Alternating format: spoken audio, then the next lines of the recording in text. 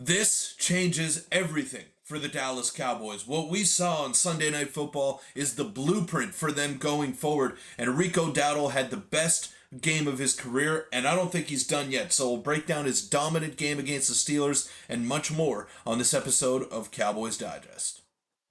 Welcome in, Cowboy fans, to Cowboys Digest. I'm your host, Peter Vryonis. Today we're going to be talking about Rico Dowdle and his dominance against the Pittsburgh Steelers on Sunday Night Football, and he's very crucial to what the Cowboys are going to try to accomplish this season. Now, I know they haven't necessarily ran the ball as much as we'd like, but in a week where most Cowboy fans and most football fans in general were not expecting them to do anything against a stout Pittsburgh front, they really showed up and showed out. So before we get into the video, I just want to let you know that around 85% of you who are watching these are not subscribed to the channel. So go ahead, hit that sub button. It would mean the world to me, and we're very close to my goal of 1,500 subscribers. It would mean the world to me if we can get there. So thanks again, guys, for all the support that we received on previous videos. And lately, the Cowboys have been on a bit of a roll here. 2 wins in a row, a magnificent win on Sunday night against the Steelers at Acrisure Stadium. I mean, you couldn't really ask for much more than that. So let's get straight into it here. This was Rico Dowdle's stat line for Week 5 against the Steelers. 20 attempts, which was 4th. So this is these are the rankings that are comparing him to the other backs around the NFL. So let's take a look. 20 attempts, he was tied for 4th. 87 rushing yards, 8th. 6 missed tackles, tied for 4th.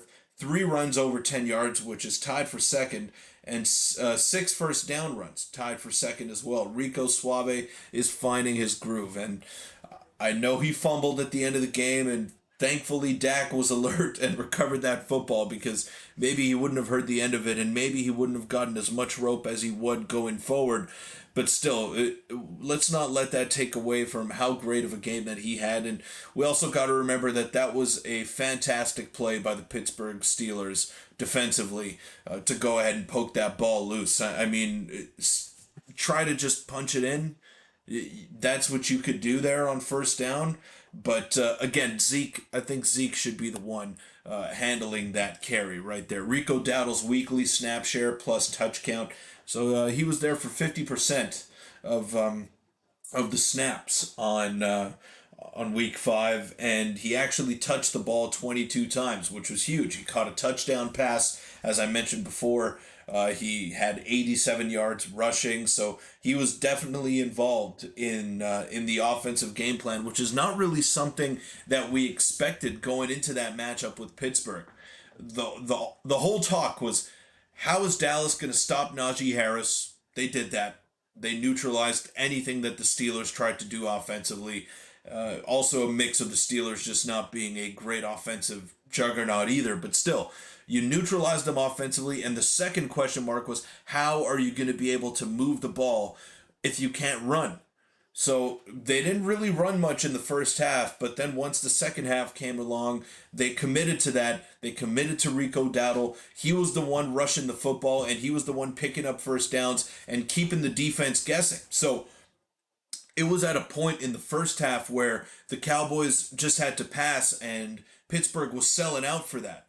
They could, because there was no threat of a run. Then once Rico Dowdle started to really find a groove, Rico Suave, that's when the Pittsburgh defensive coordinator really had to adjust his game plan. Not only was he accounting for the run, he was expecting the run, which was opening up the pass game for Dak Prescott, for Jalen Tolbert, for CeeDee Lamb, who didn't do too much in the second half, but not Dalton Schultz. Come on now, this is not the right year, Pete. It's not the right year. Jake Ferguson was getting his touches.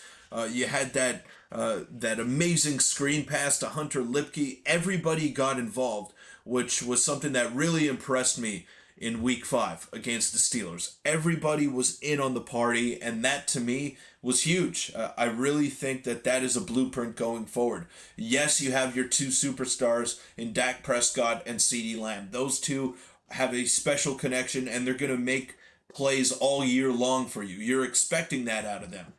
But what you don't have is a true elite number 2, and I love what Jalen Tolbert is becoming. I really do.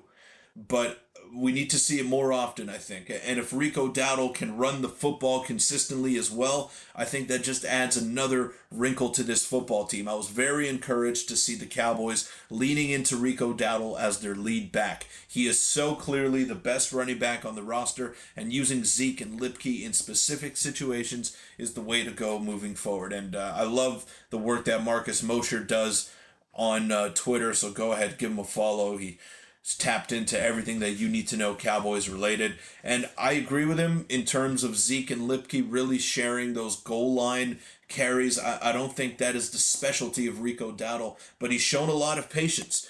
And one of the fair critiques of Rico Dowdle heading into the game was his vision, or lack thereof, in weeks 1 to 4. Also, you could argue that he wasn't really getting the touches and the reps to figure that out. And here's the longest run of the season by a Cowboys running back. Like, his patience yesterday, or not yesterday, on Sunday, was a reason why he was getting some of those long carries. And this was the one that I'm talking about right here. You could see that there's a big gap there open on the right side thanks to Zach Martin and Terrence Steele who are pulling there. But not only that, he waited. Instead of just trying to rush up the middle and get a few yards, he's waiting for that seam to develop. And that is something that we didn't really see in weeks 1 to 4. And we also didn't see him get the bulk of the carries either. He did get the bulk of the carries, but they were simply just not running the ball. So that is something new that they incorporated to their offense last week. I got to give huge praises to Mike McCarthy. I've been very critical of him in the first 4 weeks of the season. But in week 5, he deserved the hell out of that game ball because he adjusted. He made sure that the Cowboys walked out of Pittsburgh with a W. And you could say whatever you want about Mike McCarthy. Like I mentioned, I'm very critical of him, and he rarely gets a pass for me when things go wrong with the Dallas Cowboys. But what I saw in week 5, you got to give him credit where credit is due. He stepped up when it mattered most. He varied his play calling, which is something that we don't really see with Mike McCarthy. That screen pass to Hunter Lipke I was talking about, to running the ball with Rico Dowdle consistently against one of the best rushing defenses in the league. That takes some balls. That takes some balls to go ahead and do that, or cojones, for lack of a better word. And Mike McCarthy showed the stones there. He said, we're going to stick to a game plan, we're going to follow that game plan, and we're going to try to execute and get this W. And that's exactly what the Cowboys did. And the same thing on the defensive side of the ball with Mike Zimmer. He said, we have a game plan, we are going to follow this game plan to a T, and if you don't buy in, you're not going to play. The Cowboys were without a lot of stars in that game. No pun intended. They were without a lot of stars in that game. Micah Parsons, DeMarcus Lawrence, just to name a couple on the defensive side of the ball, and obviously Brandon Cooks, who is supposed to be one of your main playmakers on the offensive side of things. He wasn't in the lineup. Those two that I mentioned weren't in the lineup as well. So where are you getting that production from if you're Mike Zimmer? Where are you getting that if you're Mike McCarthy? It didn't matter because all week long they were preaching something to these guys, and it clearly resonated. Mike Zimmer was able to draw up some blitzes. You had 35-year-old Linval Joseph rushing up the middle, looking like he was 28 again. You know, like there were moments in that game that made me buy into this team. Just like Mike Zimmer and Mike McCarthy made those players buy into their schemes, and I think that's why they were successful.